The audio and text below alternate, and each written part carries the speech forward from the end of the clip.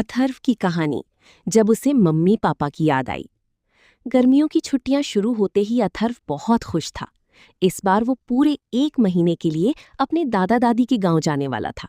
शहर की भीड़ भाड़ और रोज की पढ़ाई से दूर उसे गांव की खुली हवा और दादाजी के साथ बागों में घूमना बहुत पसंद था।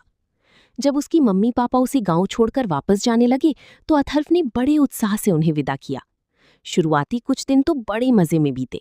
सुबह दादी उसे मलाई वाला दूध पिलाती और दोपहर में दादाजी उसे पेड़ों से ताजे आम तोड़कर खिलाते। शाम को वो गांव के बच्चों के साथ कंचे और छुपन छुपाई खेलता। उसे लगा जैसे उसे पूरी आजादी मिल गई है। लेकिन जैसे जैसे दिन बीतने लगे चीजें बदलने लगीं। एक शाम जब वो खेलकर घर लौटा तो उसे अपनी साइकिल की चेन टूटी हुई मिली।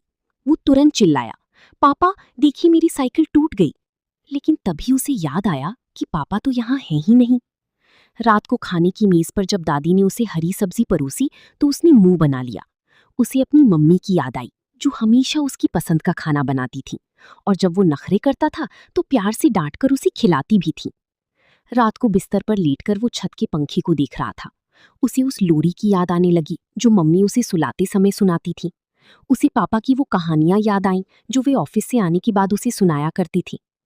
अचानक अथर्व को महसूस हुआ कि दादा दादी का प्यार अपनी जगह है, लेकिन मम्मी पापा की कमी कोई पूरी नहीं कर सकता।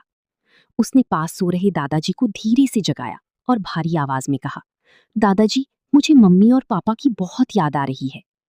दादाजी ने मुस्कुराते हुए उसे गले लगा लिया और कहा, बेटा घर वही होता है जहां पूरा परिवार साथ हो। कल सुबह ही हम तुम्हारे पापा को फोन करेंगे। अगले दिन जब पापा की आवाज फोन पर सुनाई दी तो अथर्व की आंखों में आंसू आ गए।